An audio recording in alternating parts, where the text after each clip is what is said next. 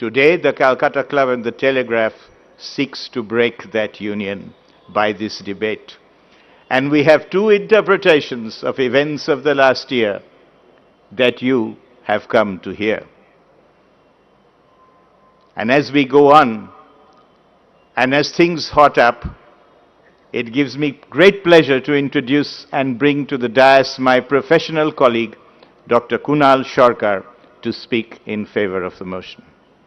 When Telegraph extended his very gracious invitation for this debate, I was under the illusion that we would be indulging in free speech, till a report came out a few days ago suggesting that it won't be entirely free. As Freedom House UK tell us, we are partially free.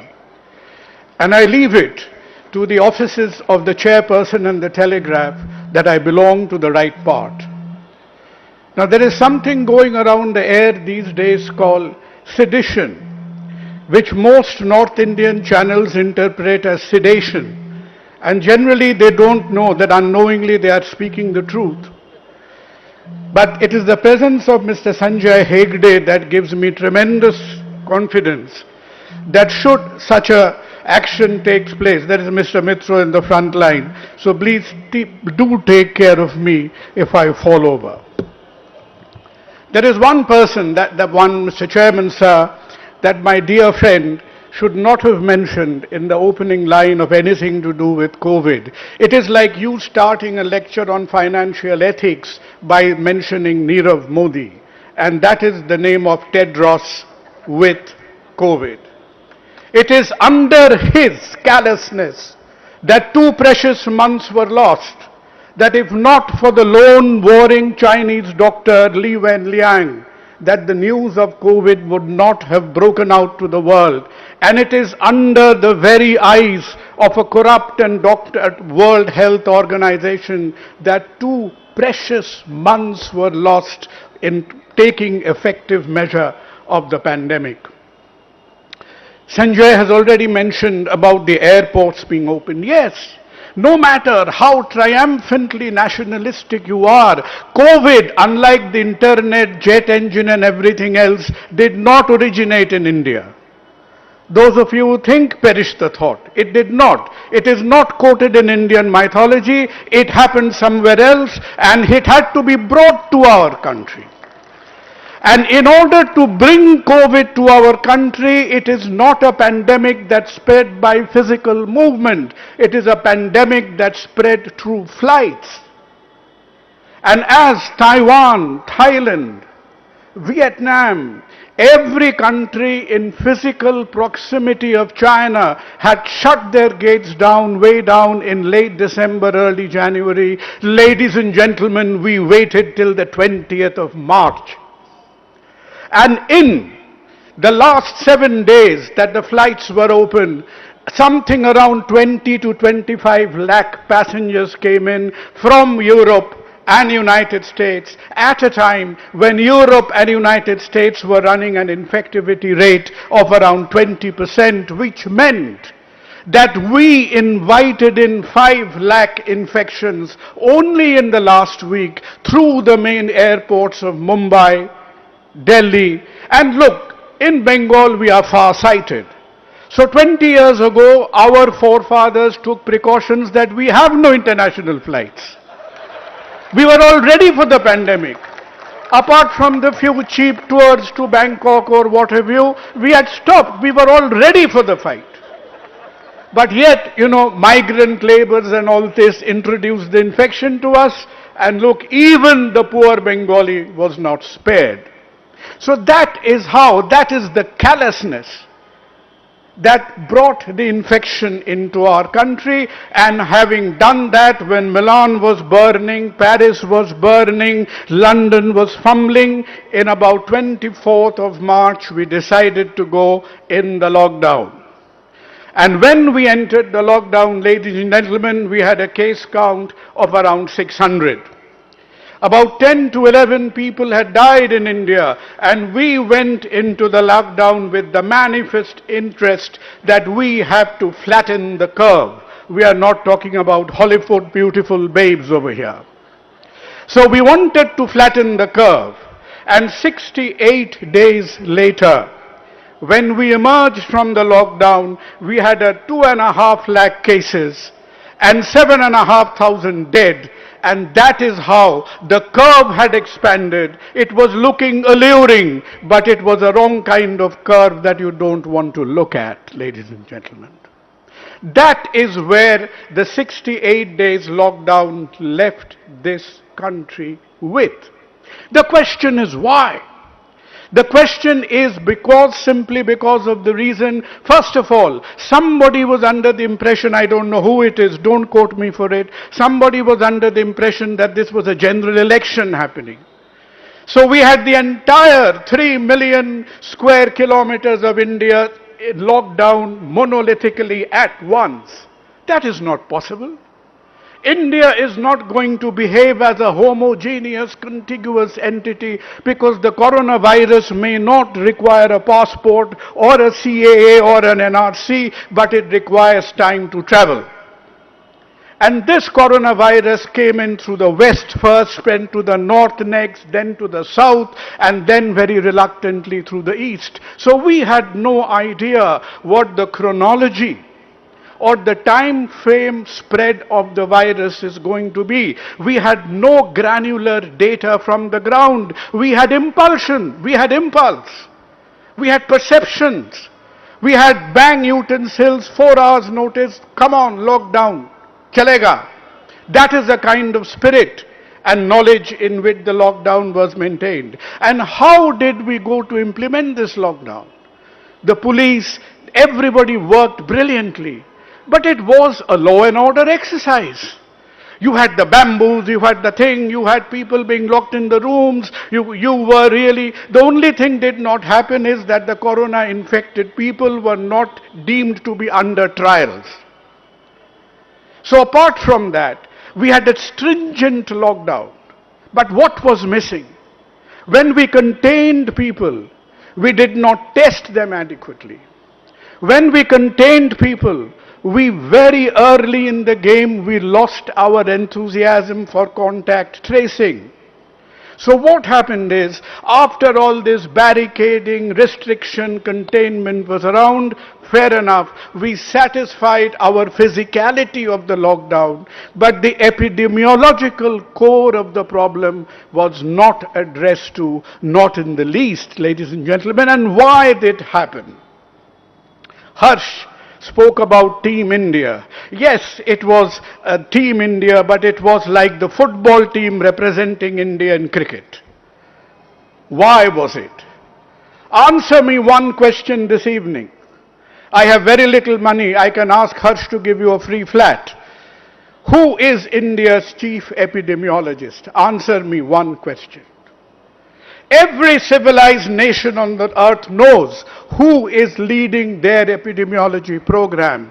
There is an entity, friends, in India called the Center for Disease Control, located in Pune. Perhaps the central government thought it was hostile territory, it's in Maharashtra. So perish the thought. I am going to hand over pandemic control to the ICMR, which is an august body of very peace-loving, quiet gentlemen and women who are generally engaged in research. It is a research organization. So how come by bypassing, circumventing the sole entity in India which was supposed to take control of pandemic management, it is handed over to a research organization, because not that you have the right men there, but because you have the yes men there. And 1 month into the lockdown, ladies and gentlemen, I have the slide on my phone if any of you are interested. There was a meeting of a committee which was called the Empowered Committee. The committee was tremendously empowered but very ill-informed. And the committee put up on the wall a PowerPoint slide. Those of you who are interested, I have it over here. And that PowerPoint slide said, this is the chairman of the Empowered Committee speaking on 24th of April, guaranteeing everybody that there will not be a single RNA molecule left on India by 16th of May. This is the intellectual input that went into the formulation of the lockdown, that we thought by 16th of May it will be done and dusted. And why did this happen? Because this empowered committee was sequentially led by a biomedical person, then by a cardiologist, then by a pediatrician. There wasn't a single field qualified epidemiologist to be seen anywhere at a time when 15 out of the 20 leading epidemiologists of the world were Indians. Water, water everywhere, and not a drop to drink.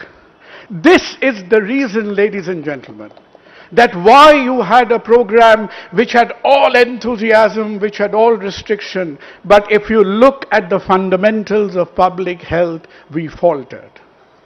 We were supposed to add capacity to healthcare.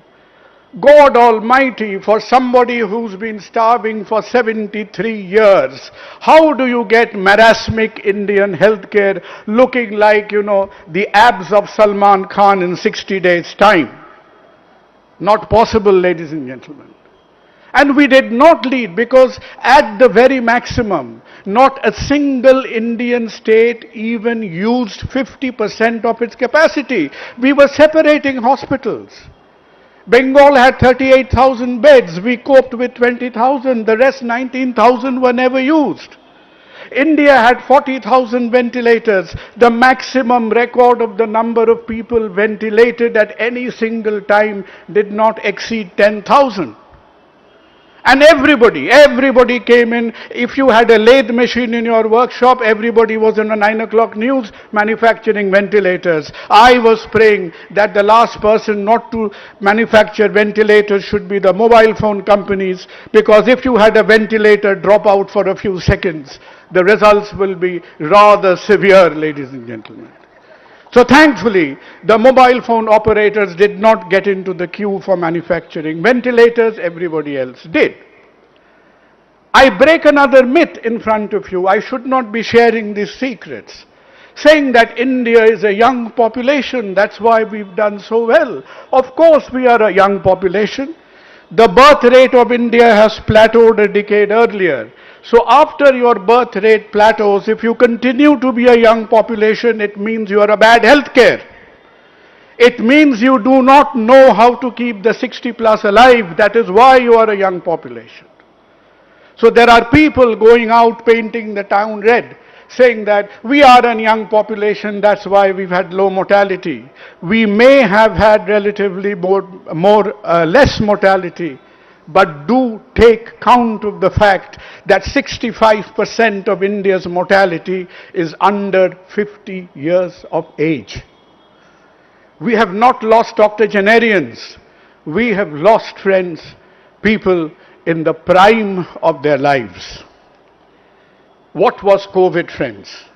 Was it an intrusion of a greedy humanity into the environment? What was COVID, friends?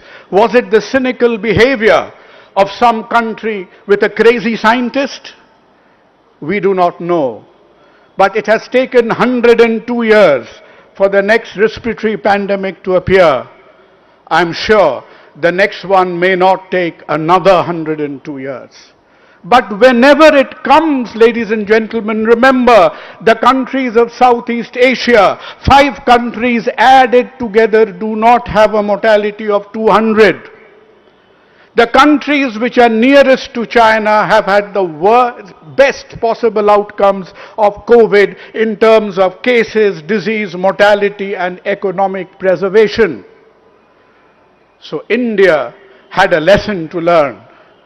And if not for this time, in the words of my friend, Mr. Sanjay Hegde, when he says, for those people who are one meal away from the starvation, you need to absorb the lessons. You need to listen to the right men and not the yes men. There may be contrarian opinion. You have to have the courage of conviction to stand up to it. Yes, we did it. The question you should ask yourself this evening is that did you emerge from the pandemic because of the policies or in spite of the policies. The question you should feel pride or proud about is 1.5 crore of Kolkata, majority stayed indoors during Durga Puja. What US could not do during Thanksgiving, that Europe could not do during Christmas, Calcuttans did during Durga Puja. Feel proud of it, because you have done it. Each one of you have done it. Otherwise there would be beds lined up across 5 kilometers either side of the pavement. We owe it to the people of Dharavi, ladies and gentlemen. When the government had run away, the self-help groups of Dharavi came together. And when the country had given up on Dharavi, the people of Belgachia, the people of the slums of Delhi, the slums of Mumbai, they got together. So the government fumbled, but the people triumphed. Kunal, you need to wind up. I will, Shandip, but let the lessons not wind up, because COVID has come to us with very sharp pointers. And if India has to be empowered and Atmanirbhar, then we have to have the Atma Vishwas to face up to facts as they stand and not to facts as we want it. Good evening, ladies and gentlemen. Thank you, Kunal.